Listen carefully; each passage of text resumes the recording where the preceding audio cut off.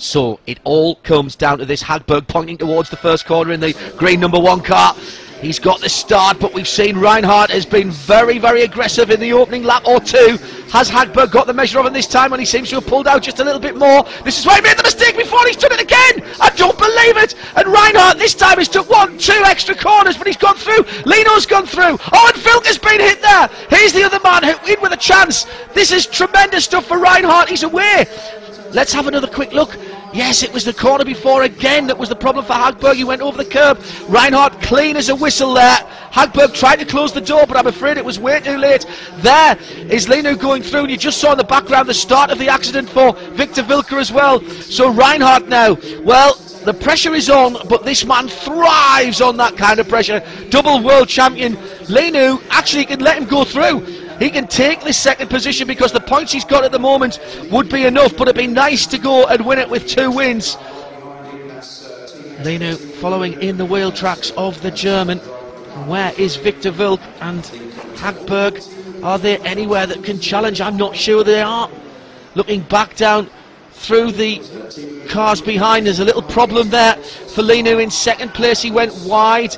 Looks like Grosskamp's coming through, and I can see Mark Fisher there with that bright yellow and orange car in 4th position. He's come up from 6th. There he is now.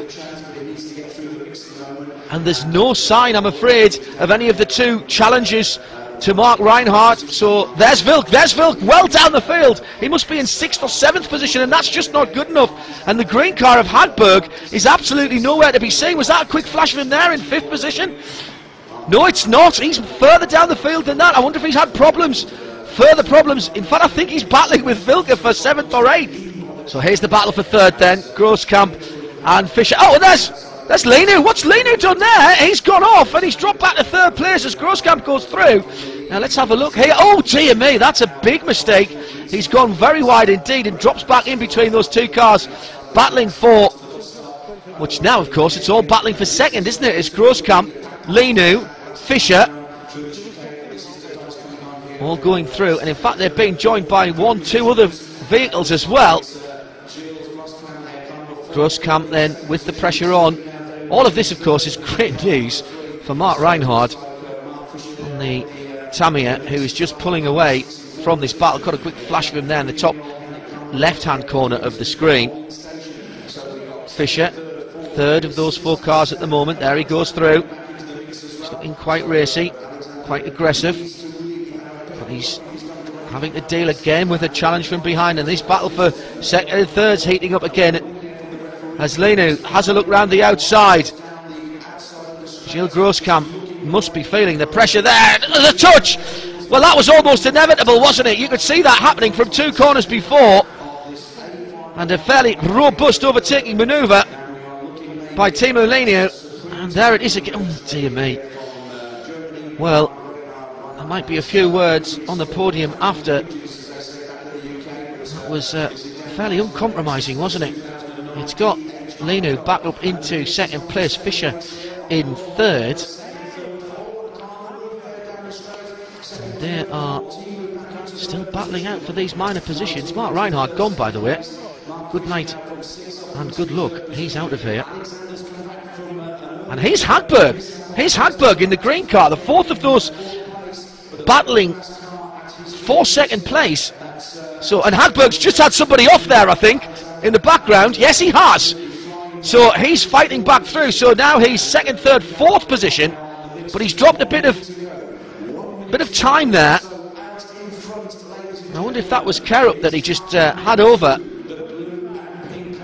but he's not close enough surely to do anything about getting on the podium, or better still, he needs a 2nd or a 1st to pressure Mark Reinhardt, who we've seen very little of because he's just gone about his work very cleanly, very calmly, and leads.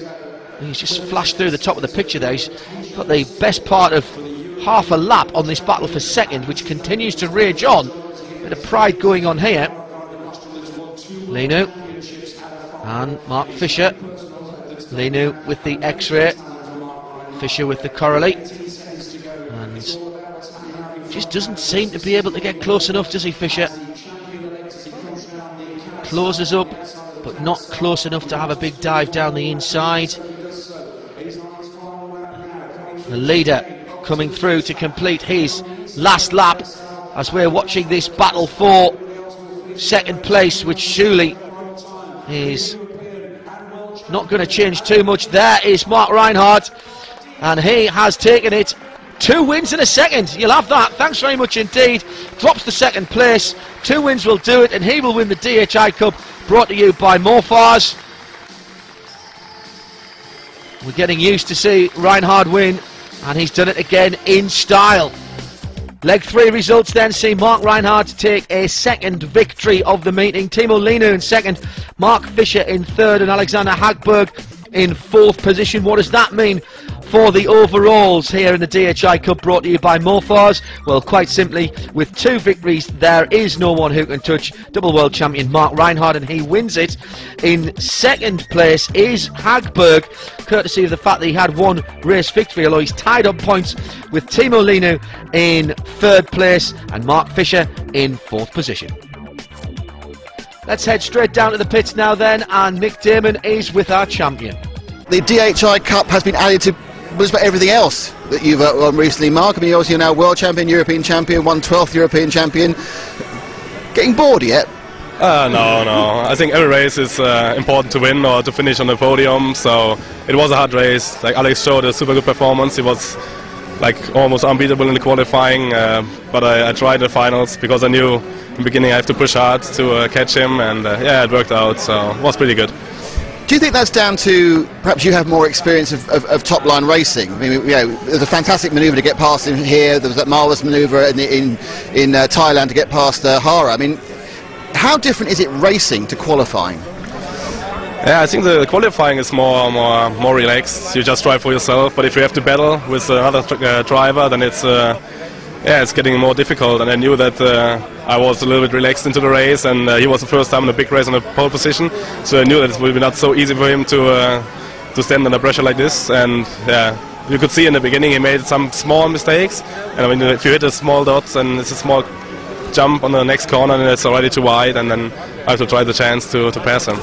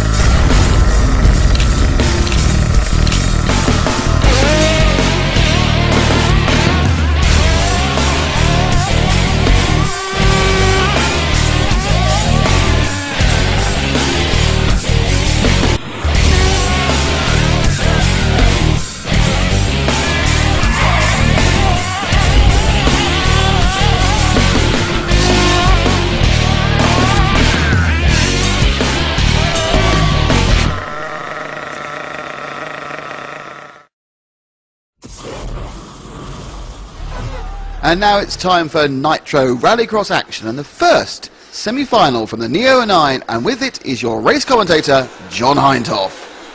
So here is the grid for the Nitro semi-final A. Jared Thibault with the Kyosho from the USA is on pole position.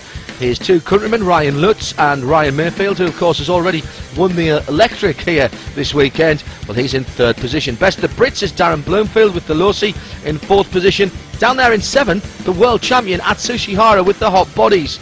In the second half of the grid, well, what an international flavour. The Czech Republic, the USA, the UK, Sweden and Germany all represented.